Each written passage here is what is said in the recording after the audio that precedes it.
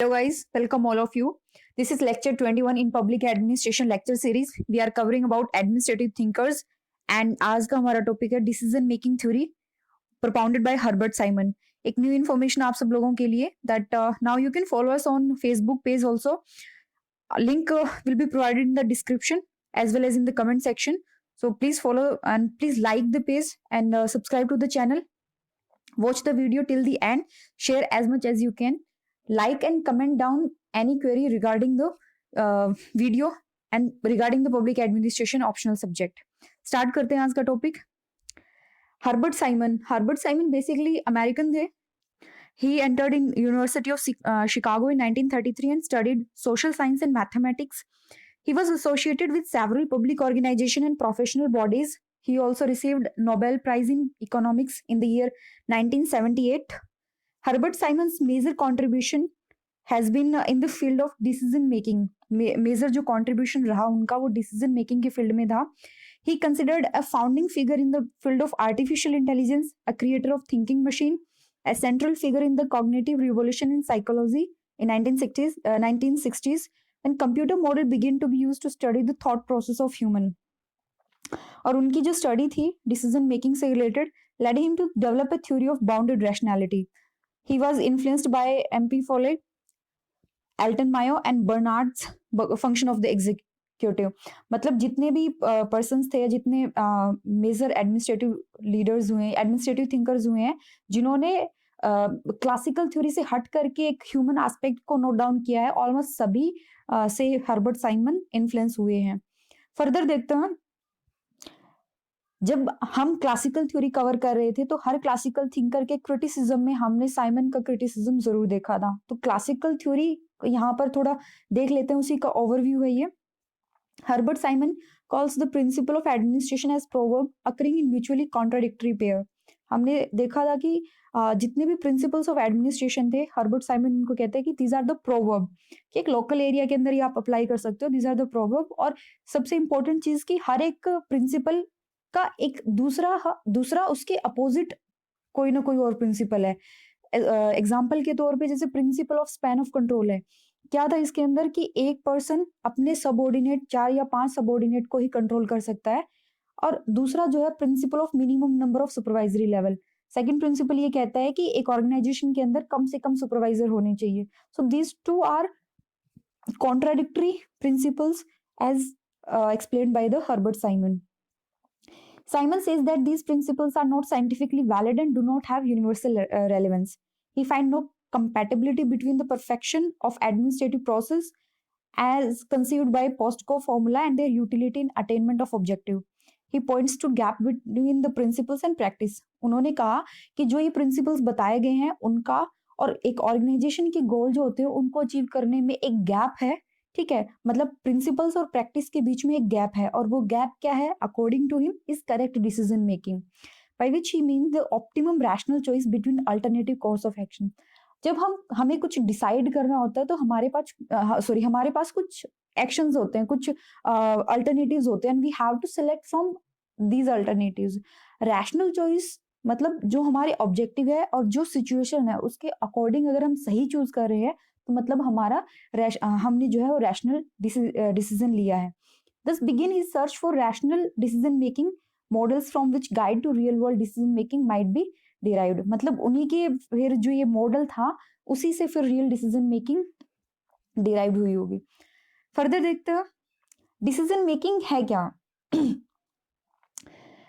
एक ऑर्गेनाइजेशन को Simon decision maker के स्ट्रक्चर की तरह देखते थे कि हर एक डिसीजन लेता है अपने अपने लेवल पे.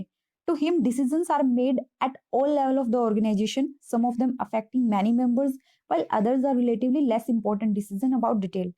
कुछ लोगों के डिसीजन बहुत इंपॉर्टेंट होते हैं, ठीक है, कुछ लोगों के डिसीजन इतने ज्यादा इंपॉर्टेंट नहीं होते, but every member in the organisation decide करता है, कुछ ना कुछ डिसीजन जरूर लेता है. Each decision is based on a number of premises and Simon focused his attention on how these premises are determined. Simon asserted that top management cannot dictate to every member of organization that each decision must be, but it can influence some premises on which the decisions are based. Top management क्या करती है? Top management decide करती है कि एक organisation को क्या goal achieve करने हैं, ठीक है? लेकिन उस ऑर्गेनाइजेशन के अंदर जितने भी मेंबर काम कर रहे हैं, टॉप ऑर्गेनाइजेशन उन सब के डिसीजन को इन्फ्लुएंस नहीं कर सकती, उन सबको ये नहीं बता सकती कि उनके फैसले क्या होने चाहिए। बट क्या हो गया कि उन्होंने कुछ ऐसा इन्वायरमेंट सेट कर दिया जिसके बिहाफ पे उस एनवायरमेंट के अंदर जो वो चाहते हैं वो अचीव करने के लिए ही मेंबर्स जो है वो डिसीजन लें। It can also create a structure which will permit and stimulate the transmission of necessary information. Top management क्या करती है? वो एक ऐसा सिस्टम क्रिएट करने की, ऐसा स्ट्रक्चर क्रिएट करने की कोशिश करती है जिसमें जरूरी इंफॉर्मेशन ट्रांसमिट हो सके। सो डिसीजन मेकिंग मीन्स कि एक ऑर्गेनाइजेशन के अंदर जो है वो हर कोई डिसीजन लेता है, ठीक है? एवरी पर्सन डिसाइड्स समथिंग, और कुछ एक के इंपॉर्टेंट होते हैं, कुछ और लोगों के डिसीजन इतने इंपॉर्टेंट नहीं होते हैं। टॉप मैनेजमेंट डिसाइड ये कर सकती है कि किस तरीके से डिसीजन लिए जाएं, ये डिसाइड नहीं कर सकते कि डिसीजन क्या होगा, ठीक है? नाउ डिसीजन मेकिंग प्रोसेस है क्या? ये 3 फेज की प्रोसेस है, 3 फेज प्रोसेस। फर्स्ट फेज है intelligence activity. Simple terms, you have to identify the problem. Second, design activity. Search for alternative and evaluation of alternative. एक प्रॉब्लम है, ठीक है, कि एक गांव से दूसरे गांव के बीच में रास्ता नहीं है, ठीक है? दूसरा, सर्च फॉर अल्टरनेटिव, कि इस प्रॉब्लम को सॉल्यूशन क्या हो सकता है, इस प्रॉब्लम का सॉल्यूशन क्या हो सकता है, डिफरेंट अल्टरनेटिव्स हो सकते हैं। चॉइस एक्टिविटी में क्या आ जाएगा? यू हैव टू सेलेक्ट कि आपके हिसाब से या आपकी उस गिवन सिचुएशन के अंदर कौन सा अल्टरनेटिव बेस्ट सूट करेगा, उस सिचुएशन पे कौन सा सही रहेगा। तो intelligence activity, design activity, choice activity, 3 phases की है ये डिसीजन मेकिंग प्रोसेस। साइमन कहते हैं कि बहुत सिंपल लगती है हमें, ठीक है, और ऐसा लगता है कि इट्स वेरी सिंपल कि एक प्रॉब्लम को आइडेंटिफाई करना है, then you have to select for alternative, और फिर जो बेस्ट अल्टरनेटिव होगा उसको सेलेक्ट कर देना है। बट एक्चुअल में ये बहुत ही ज्यादा कॉम्प्लेक्स प्रोसेस है। कई बार क्या होता है कि हर स्टेज के अंदर तीनों स्टेजेस जो हैं वो इन्वॉल्व होती हैं। So it's a very complex process as said by Herbert Simon itself. Further, values and fact in decision making. दोनों words I don't think so कि एक्सप्लेन करने की जरूरत है, वैल्यूज क्या होती है और फैक्ट क्या होते हैं, ठीक है? वैल्यूज वैसे according to Herbert Simon, the effectiveness of a decision और course of action depend upon, कोई भी आपने डिसाइड किया, कुछ भी आपने डिसीजन लिया और उसके जो इफेक्टिवनेस है उसकी, वो 2 चीज पे डिपेंड करती है, वैल्यूज पे और फैक्ट पे। वैल्यूज मतलब हमें कुछ सही लगता है, that depend on our values. Fact, हमारे पास रेलेवेंट इंफॉर्मेशन है, रेलेवेंट डेटा है, उसके हिसाब से। तो वैल्यूज क्या कहते हैं? वैल्यूज यहाँ पर करेक्ट चॉइस हर एक इंसान की प्रेफरेंस पे बेस्ड होता है। कोई पर्सन प्रेफर करेगा कि गांव में रोड नहीं है तो क्या किया जाए, ऑन द स्पॉट अभी के अभी रोड बना दिया जाए। कोई ये कहेगा कि नहीं, we have to develop another option, कोई अदर अल्टरनेटिव सेलेक्ट करते हैं। वैल्यूज इंडिविजुअल की प्रेफरेंस पे बेस्ड होता है। फैक्ट क्या होता है? Choice also depend upon the information available at a given point of time. Fact ये कहेगा कि नहीं, ये इंफॉर्मेशन है, ये डेटा है, and according to this data या this data we have to develop something. Values and fact, value is the expression of preference, but fact on the other hand is a statement of reality, ठीक है? Decision involve both fact and values. They clarify the criterion analyzing the ethical and factual element involved in a decision. यहाँ पर Simon कहते हैं कि decision के अंदर आप वैल्यू भी ध्यान में रखते हो और आप फैक्ट भी ध्यान में रखते हो, लेकिन वैल्यू कब ध्यान में रखी जाती है? जब आपको एंड डिसाइड करना होता है, जब आपको गोल या ऑब्जेक्टिव डिसाइड करना होता है, तब आप वैल्यू ध्यान में रखते हो। आपके पास बहुत सारे प्रायोरिटी एरियाज है काम करने के लिए, रोड बनाना है, आपको स्कूल बनाना है, आपको पार्क बनाना है, ठीक है, बहुत सारे आपके पास चॉइसेस हैं, लेकिन इसमें से आप किसको सिलेक्ट करते हो, that depend on your value, आपकी अपनी जजमेंट पे डिपेंड करता है। लेकिन जब आपने डिसाइड कर दिया कि नहीं स्कूल बनाना है, तो उस गोल को या उस एंड को अचीव करने के लिए आप क्या करते हो? फैक्चुअल जजमेंट का यूज करते हो, वहां पर फैक्ट का यूज किया जाता है, ठीक है? So values in fact in decision making, value to decide the end and fact to achieve the end.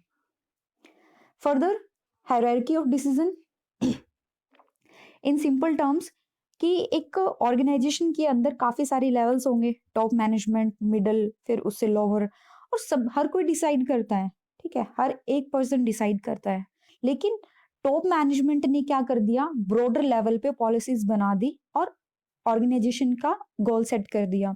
अब उनसे जो लोअर होंगे, उनके जो सबऑर्डिनेट होंगे, अब उनको क्या करना है, उन ऑब्जेक्टिव को अचीव करने के लिए उनको डिसीजन लेना है, ठीक है, फिर उनके सबऑर्डिनेट फिर डिसाइड करेंगे। तो mixed issue of fact and value impinge upon the administration, complicating the decision process. The relevance of this impingement on administration is to be seen in the purposive character of organization which develop group of individual to achieve goals ordinary beyond their individual reach.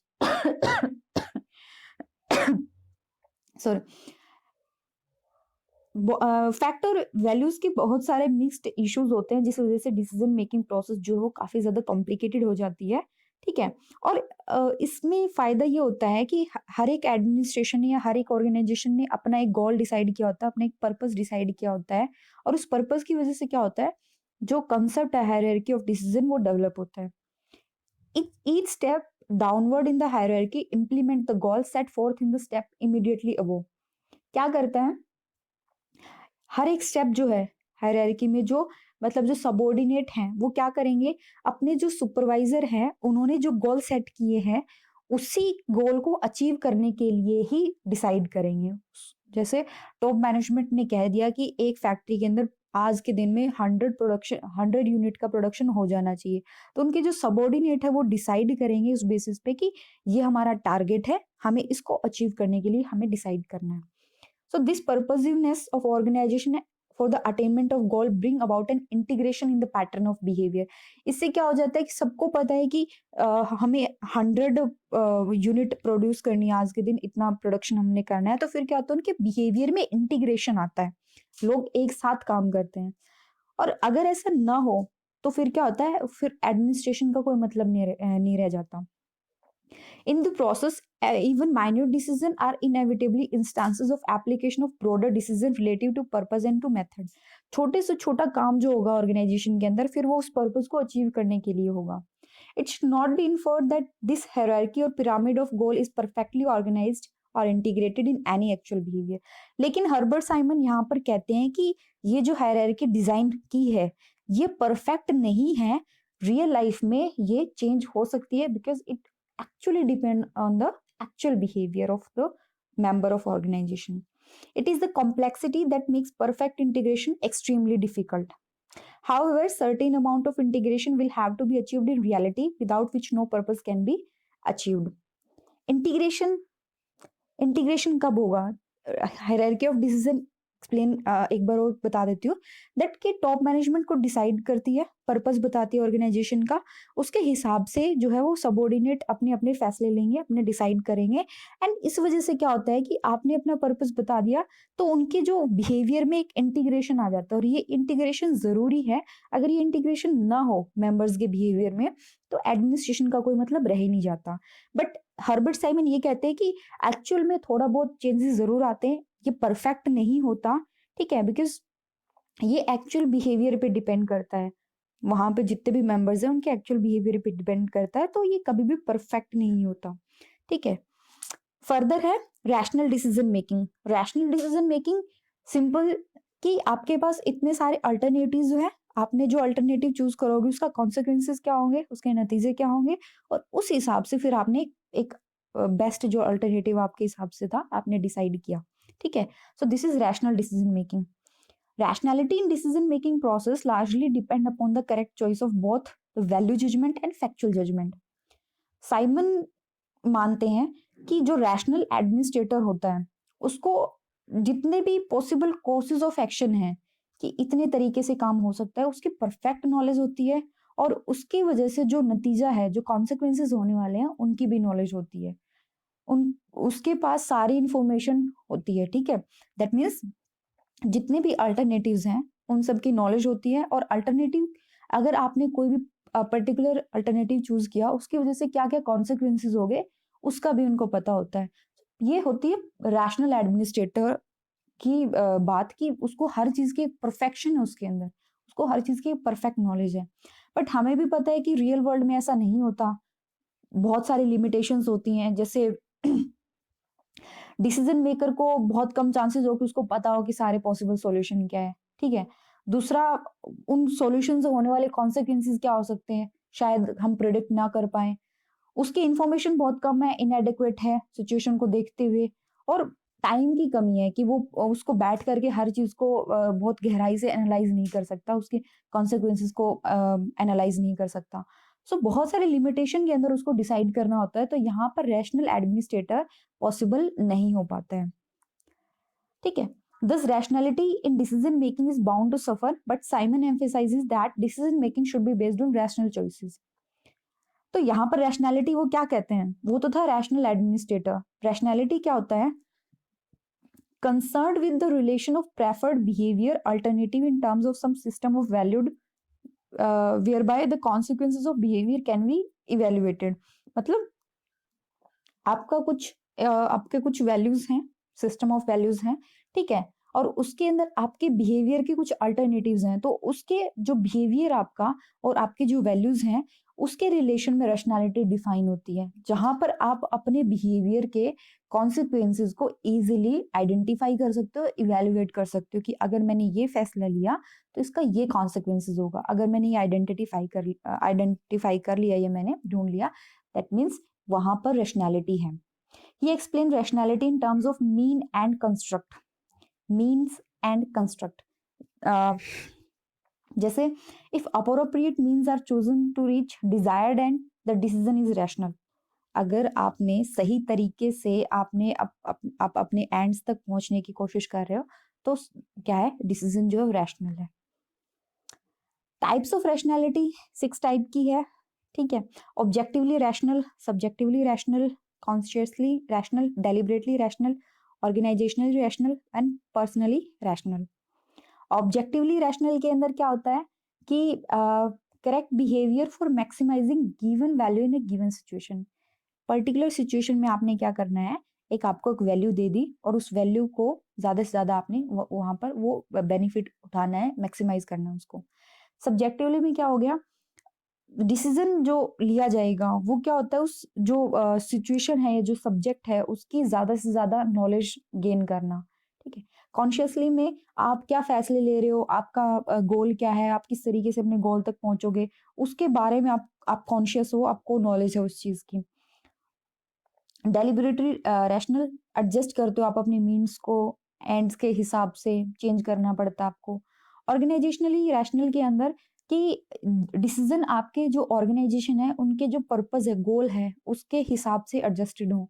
And personally decision जो है वो अपने जो गोल होते हैं, अपने कि मुझे ये करना है, मुझे वो बनना है, उसके हिसाब से एडजस्टेड होते हैं।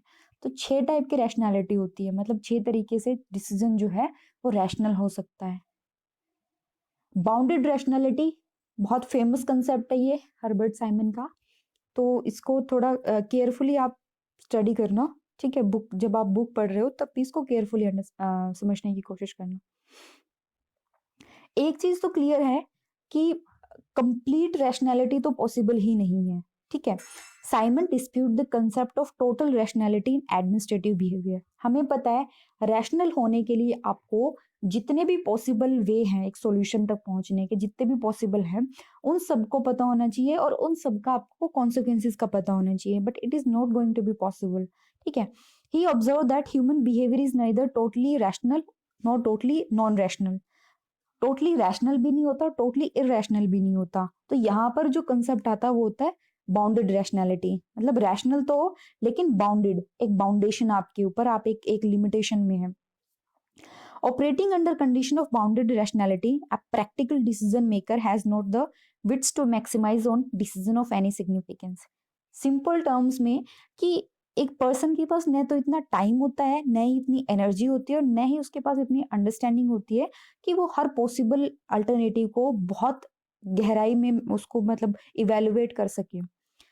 तो प्रैक्टिकल डिसीजन मेकर क्या करेगा, वो एक ऐसा तरीका ढूंढेगा या एक ऐसा सॉल्यूशन ढूंढेगा जो सेटिस्फैक्टरी हो उस प्रॉब्लम को सॉल्व करने के लिए। सेटिस्फैक्टरी अल्टरनेटिव को वो फाइंड आउट करेगा, rather than making an endless search for an ideal solution.